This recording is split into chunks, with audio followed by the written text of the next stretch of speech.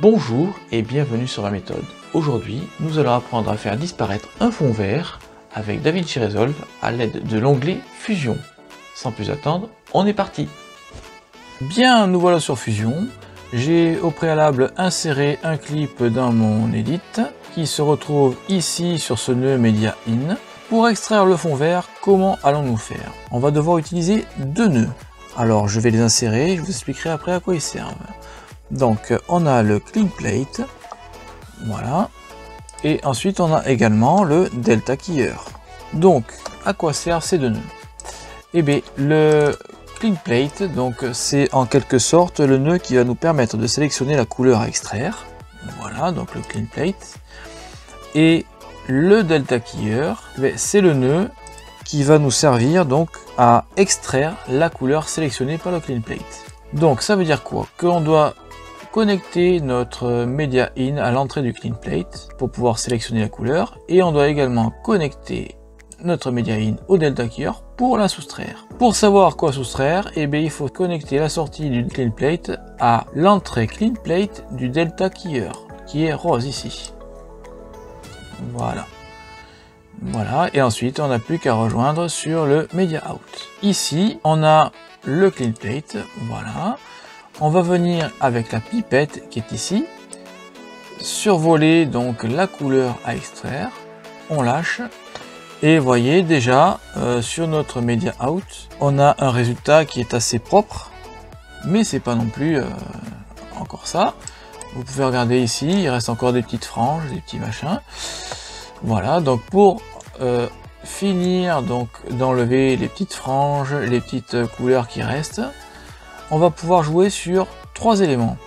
Ici, le threshold, voilà, donc sur lequel on peut venir jouer, mais bon là, vous voyez, c'est peut-être pas, voilà, c'est pas facile de réglage, en tout cas. Donc, on a également Erode, mais Erode vient en complément du premier, donc c'est assez compliqué à mettre en place. Et après, on a le Glow Edge, et le Glow Edge, vous allez voir, c'est quand même bluffant. Donc le Glow Edge, qu'est-ce qu'il fait? Il ne fait que prolonger, on va dire, les couleurs sur l'ensemble de l'image. Regardez, sur l'image de droite, on a notre Clean Plate qui est affiché, et quand on agrandit le Glow Edge, vous voyez que on étend la zone donc du vert que l'on est susceptible de pouvoir extraire. Et là, voilà, l'image est propre.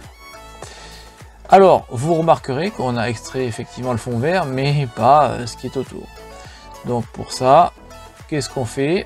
Eh bien, à la sortie de notre Delta Keyer, on va insérer un nouveau nœud qui sera un crop. Voilà. Le crop, à quoi va-t-il servir? Il va servir à découper notre image de sorte que l'on n'ait plus les petites bandes à gauche et à droite. Donc pour ce faire, on travaille sur X offset pour commencer, donc pour ripper notre image sur la gauche. Voilà. Et ensuite sur X size pour diminuer, passer de 1920 à une dimension inférieure. Voilà. Voilà, donc on est passé de 1920, vous voyez, à 1355. Bien, maintenant, du coup, notre image n'est plus à la dimension de notre rush. Donc, pour changer la dimension, on va déjà commencer par insérer un nœud transform, ici à la sortie du crop. Des fois que l'on veuille éventuellement, vous voyez, l'image de gauche, agrandir notre image. Voilà. Pour l'instant, il n'y en a pas l'utilité. Ensuite, ce qu'on va faire, on va prendre un background, ici, et petite cerise sur le gâteau, on va mettre une image en fond derrière, voilà, qui va se trouver ici, en Media In 2. Ensuite, on va lier les deux avec, qu'est-ce que j'ai dit? Moi j'ai dit un background, voilà. Et pas un merge. On va lier les deux ici avec un merge. Donc voilà, le background en background et le Media In en foreground. Donc quand on affiche l'image sur la fenêtre de droite, on se rend bien compte qu'on est revenu en 1920 par 1081, que notre image Media In 2 qu'on affiche sur la gauche, eh bien finalement n'est pas à la même dimension que notre Media Out, mais ça c'est pas grave, on va insérer un nouveau nœud à la sortie du merge qui sera un transform, voilà, de sorte à pouvoir agrandir notre image de fond. On va l'afficher, ce sera mieux. Voilà. Vous voyez, maintenant, hop, on prend bien la totalité de l'image. Voilà. Et maintenant, pour lier tout ça à notre image extraite du fond vert, on va ajouter un nouveau merge. Voilà. Qu'on va relier. Voilà. Donc là, eh bien forcément, comme notre fond vert arrive en background, il n'apparaît pas sur notre image, c'est pas grave. On fait quoi? On fait CTRL-T. Et voilà.